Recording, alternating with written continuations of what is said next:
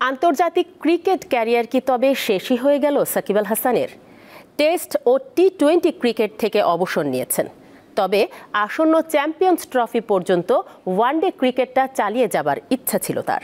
কিন্তু তার আগে একমাত্র ওয়ানডে সিরিজের দলেও সাকিবকে দলে না রাখতে নির্বাচকদের নির্দেশনা দিয়েছে বোর্ড।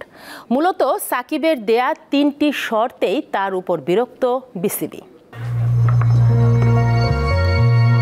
আগস্টে সরকার পতনের পর থেকেই নানাভাবে চাপে রয়েছেন সাকিব আল হাসান। শেষ টেস্টটা দেশের মাটিতে খেলতে চেয়েও সরকার নিরাপত্তা দিতে না পারায় সেই ইচ্ছা পূরণ হয়নি। তবে ওয়ানডে ক্রিকেট থেকে এখনো অবসর নেননি সাকিব। একাধিকবার জানিয়েছেন আসন্ন চ্যাম্পিয়ন্স ট্রফি পর্যন্ত এই সংস্করণে খেলে অবসর নেয়ার ইচ্ছে তার।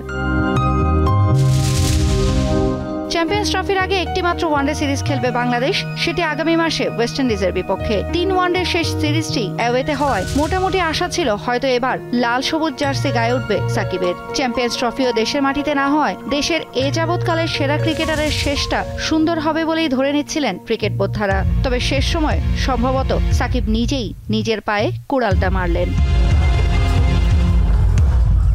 আনুষ্ঠানিক দল ঘোষণা এখনো হয়নি, 2-1 দিনের মধ্যেই আসবে সে ঘোষণা। তবে তার আগেই বিসিবির একটি সূত্র জানিয়েছে নির্বাচকেরা এরই মধ্যে ওয়েস্ট ইন্ডিজের বিপক্ষে ওয়ানডে সিরিজের দল বোর্ডে জমা দিয়েছেন। সাকিবকে দলে না রাখতে বোর্ডের নির্দেশনা থাকায় স্কোয়াডে নেই এই অলরাউন্ডারের নাম। কিন্তু কেন? কদিন আগেও বিসিবি যেখানে আন্তরিক মনোভাব দেখাচ্ছিল, হঠাৎ কি কারণে তাদের কিউটার্ন? এর জন্য দায়ী সাকিবই। জাতীয় দলে অবদান রাখতে বিসিবিকে দিয়েছিলেন 3টি শর্ত, যার প্রথমটিই ছিল বাংলাদেশ ব্যাংক থেকে জব্দ করা তার সব অ্যাকাউন্ট খুলে দেওয়ার। পরের দুটি ছিল দেশের মাঠে বিপিএল সহ যে কোনো টুর্নামেন্ট খেলা ও খেলা শেষে দেশ ত্যাগের নিশ্চয়তা। তবে এ দাবি মানা তো দূরে থাক, বিসিবিকে শর্ত দেওয়াটাই পছন্দ হয়নি বোর্ড কর্তাদের। যদিও সাকিবের ঘনিষ্ঠরা বলছেন শর্ত নয়, অনুরোধ করেছিলেন বিশ্বের অন্যতম সেরা অলরাউন্ডার। ওয়েস্ট ইন্ডিজ সফরের দল থেকে বাদ পড়ার সাথে সাথে আরও কিছু বিষয় ধরেই দেওয়া যায় সাকিব প্রসঙ্গে। আসন্ন বাংলাদেশ প্রিমিয়ার লিগ বিপিএল-এ যে তিনি খেলতে পারবেন না তা তো বোঝাই যাচ্ছে। তবে সেই সাথে সম্ভবত স্থায়ী জ্যোতিচিহ্ন পড়ে যাচ্ছে সাকিব আল হাসানের ক্যারিয়ারে। বাংলাদেশের মাঠ আর লাল সবুজ জার্সি দুটোই শেষ সাকিবের জন্য।